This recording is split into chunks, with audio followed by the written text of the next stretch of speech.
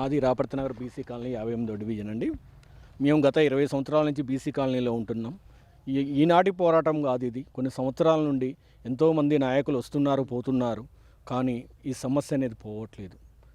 మాకు చలికాలం వచ్చిందంటే భయంకరమైన వాసన తట్టుకోలేకపోతున్నాం. అలాగే మా బట్టలు, బయటేసిన టవల్సు అవి మనం పొద్దున ఇట్లా తుడుచుకుందామంటే కూడా వాసనకు మొత్తం ఈ డంపింగ్ యార్డ్ వాసన రావడం ఇబ్బందికరంగా ఉంది. అసలు సాయంత్రం పూట అయితే ఇంట్లోకి రాగానే బయట నుంచి మేము బయట పనులు చేసుకొని ఇంట్లోకి రాగానే కాలనీ ఎంటర్ కాగానే కడుపులో పేల్చుకొచ్చినట్టు అవుతుంది. ఈ వాసనకు తట్టుకోలేకపోతున్నాము. ఇది మా శాపమో మేము ఇక్కడ ఉండడం రాపర్తి నగర్ 58వ డివిజన్లో ఏమో మాకు అర్థం కావట్లేదులే. కానీ ఇది మా దగ్గర సమస్యే కాదు. ఇది కొంతగా దాదాపు రాపర్తి నగర్ బైపాస్ రోడ్ మొత్తం విస్తరించే లాగా ఏర్పడదు. ఇప్పటికే వాసన తట్టుకోలేకపోతున్నాం. చలికాలం వచ్చిందంటే చాలా భయంకరంగా ఉంది. అసలు మరి ఇక్కడి నుంచి పోదామంటే పోయలేని పరిస్థితి. ఎందుకంటే మేమంతా చేతి వృత్తులు చేసుకొని బతికే వాళ్ళం. ఇది ఇక్కడికి ఎంతో కొంత చెత్త వచ్చిందంటే ఏమో అనుకుందాం. పట్టణం మొత్తం ఒక 300-400 ట్రాక్టర్లు ఇక్కడికే రావడం జరుగుతుంది. ఆ ట్రాక్టర్లు కూడా ఎట్లా వస్తాయి అంటే మీ మీడియా మిత్రులకు ఒక చిన్న విజ్ఞప్తి నాది.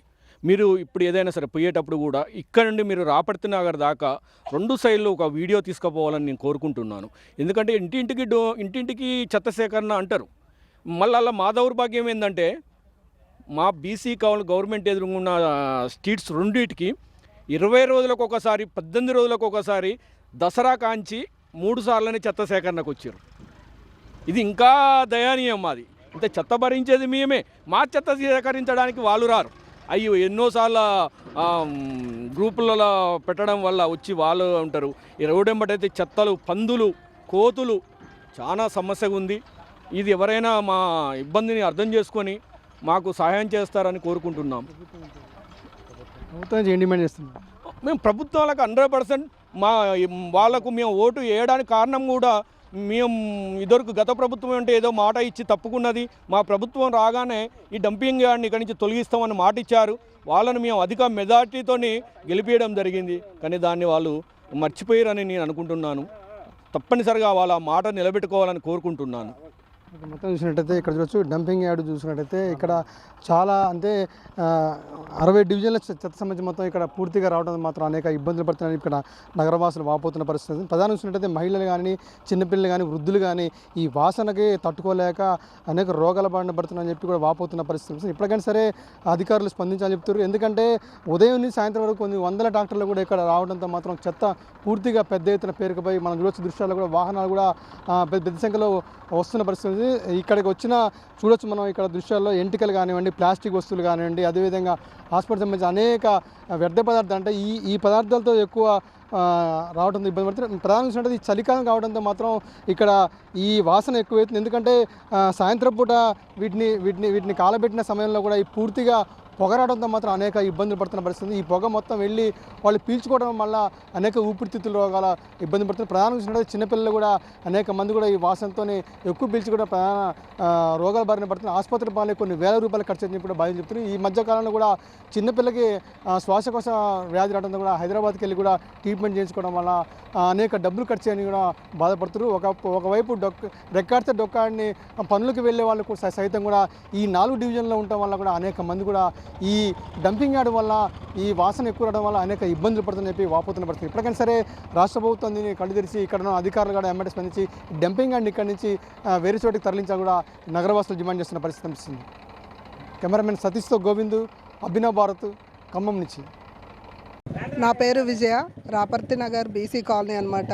ఇక్కడ డంపింగ్ యార్డ్ వల్ల చాలా సమస్యలు అవుతున్నాయండి. సాయంత్రం అయ్యేసరికి దాని పొగ పీల్చుకొని అసలు చాలా ఘోరంగా ఇబ్బంది పడుతున్నారు. ఇక్కడ స్కూల్ ఉన్నాయి, అంగన్వాడీ ఉన్నది, మధ్యాహ్నం టైంలో కూడా వస్తున్నాయి అన్నమాట. అసలు ఆ పొగ పీల్చుకొని కాయ కష్టం చేసుకొని బతికేటోళ్ళు ఇక్కడ మొత్తం కూడా కూలి పనికి పోయే వాళ్ళమే కదా, పెద్ద ఉన్న వాళ్ళు అయితే కాదు. ఆ డంపింగ్ మొత్తం కూడా అట్లా జరిగి అట్లా చేస్తున్నా కూడా గింత కూడా ఏ ప్రభుత్వం కానీ తీస్తాం అంటున్నారు కానీ ఒక్కరు కూడా దానికి స్పందించట్లేదు, ఏమీ లేదు. దాన్ని కొంచెం మీరు కూడా గమనించగలరు. చలికాలం చలికాలం కావడంతోనే ఎక్కువ చలికాలం కావడంతోనే ఇంకా కొంచెం ఎక్కువ.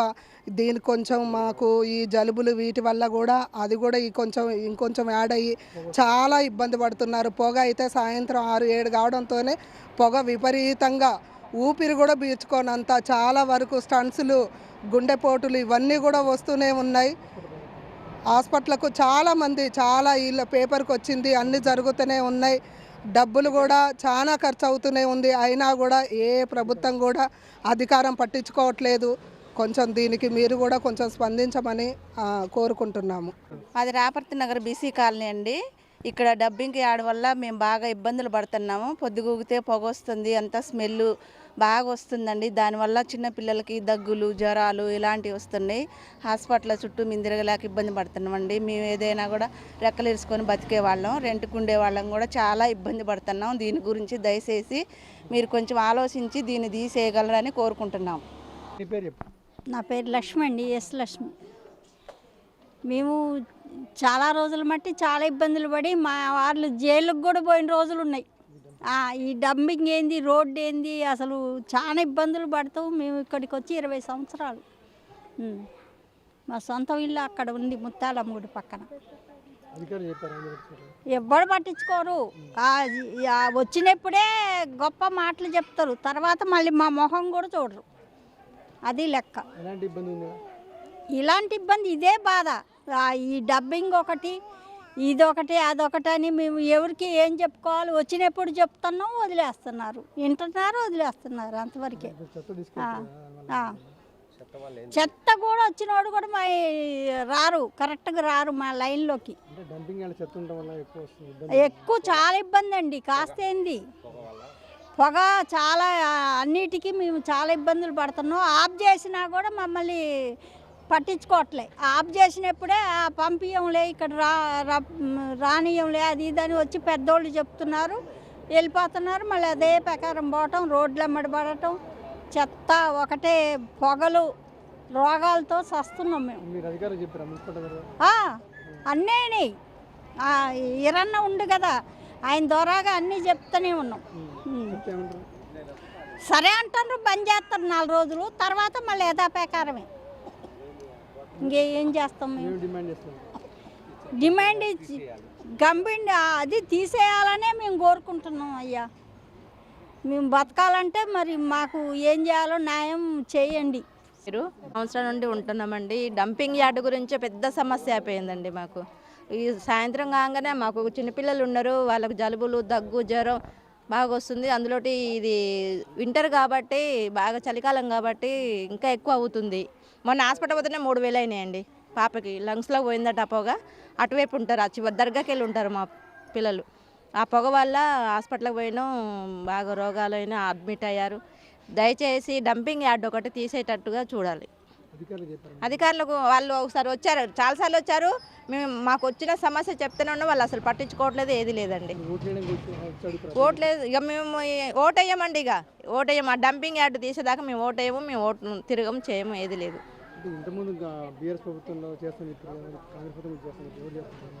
ఇంత ముందుకు కూడా అధికారులు అలాగే అన్నారు, మళ్ళీ ఇప్పుడు కూడా వచ్చిన వాళ్ళు కూడా అలాగే అంటున్నారు, ఏం పట్టించుకోవట్లేదండి. అదొకటే సమస్య, అదొకటి తీసేస్తే మేము ఎవరికి వేయాలో అది మేము ఆలోచించుకొని ఓట్లు వేస్తామండి.